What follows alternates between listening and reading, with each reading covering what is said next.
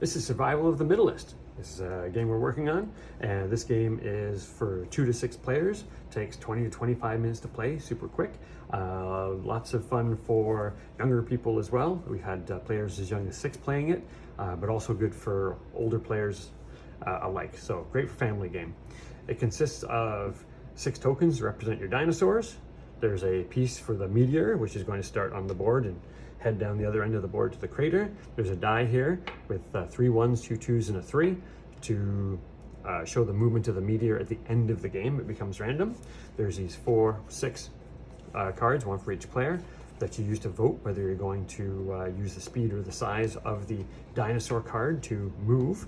And then the dinosaur cards themselves. There's 18 cards, each one has a different dinosaur on it, and each dinosaur has a speed and a size rating based on its actual speed and size, which I researched in both imperial and metric. So you can learn a little bit about those dinosaurs at the same time as well. Those are the components. Let's see how it plays. All right, and welcome to the full explanation of how Survival of the Middlest works. We're going to go through setup and how a turn works and some of the things that can happen during a game. So to set up the game, we got the board lined up. We put the meteor on the meteor space, but we also need to put the dinosaurs. We're assuming a 4-player game here. So we're going to deal each player one of these cards with the speed side of the card pointing towards the player. And we're going to line them up slowest to fastest. So the green one has a 1, so it'll go on starting zone 1. Red has a 3, so we'll put on starting zone 2. Then we have a 9 for purple for starting zone 3 there.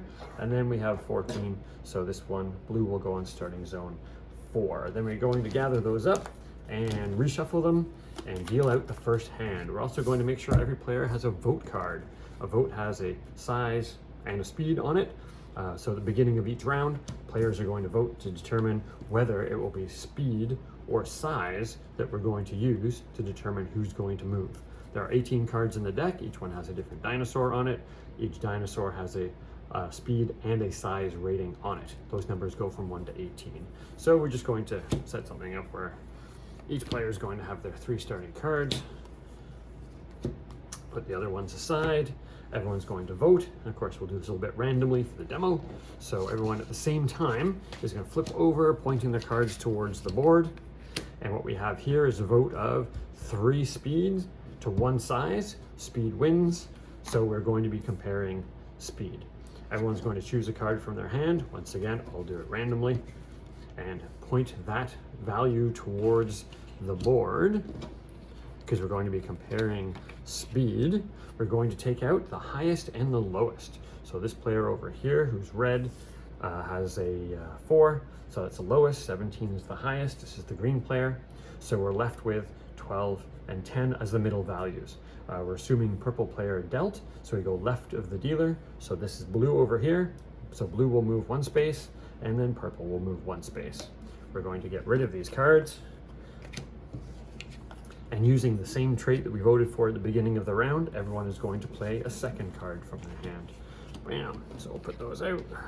Okay, once again, so blue, 2 is the lowest value, 11 is the highest value, and going left around, so red gets to move. They're going to go 1, 2, 3 spaces, but now they've landed on the blue player on one of these small circles. If you land on a small circle that's already occupied, that pushes that player back behind you.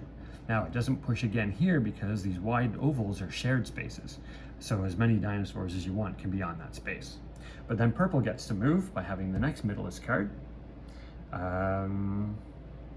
So purple goes 1, 2, 3 and jumps out ahead. And that is the end of the round. We gather up all the cards and pass them to the player on the left to be the next dealer. And we also move the meteor up 1 space. So at the end of every round, the meteor is going to move up 1 space. Eventually, the meteor will get to this space here, and when this happens, instead of moving, the die indicates that we roll the die. This die has 3 1s, 2 2s, and a 3. So chances are the meteor is going to slow down because of the turbulence of the atmosphere, and it is going to give us perhaps an extra turn. So, that would move 2, for example. So at the end of the next move, when we roll, if we roll a 1, we get one more turn, but if we roll a 2 or a 3, the game's over. So it adds a lot of tension to the end of the game. Will it end right now while I'm in the middle? Because the winner is the person who's in the middle of the space. Now, you might end up running pretty far up ahead, right? Let's say later on, we've got some movement, the game's going on for a bit, we're all running around like this, and purple gets up to here.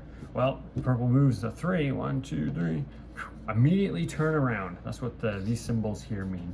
This one as well. Sometimes a player can move so far they make it all the way back.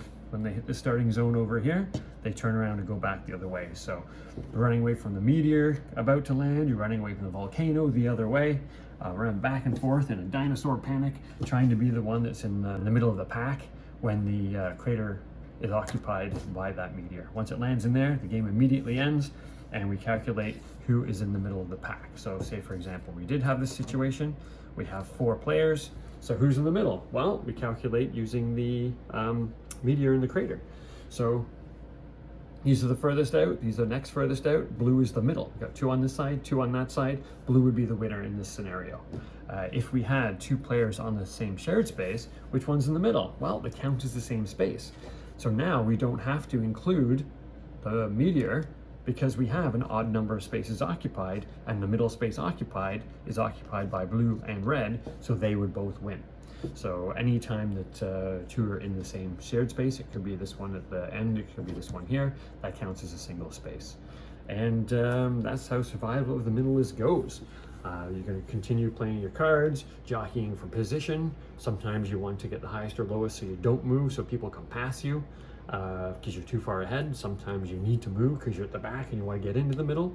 So a lot of tension and excitement with every card play, and especially at the end of the game where you don't know if this will be the final turn or not. So survival of the Middlest. Be in the middle of the pack to survive.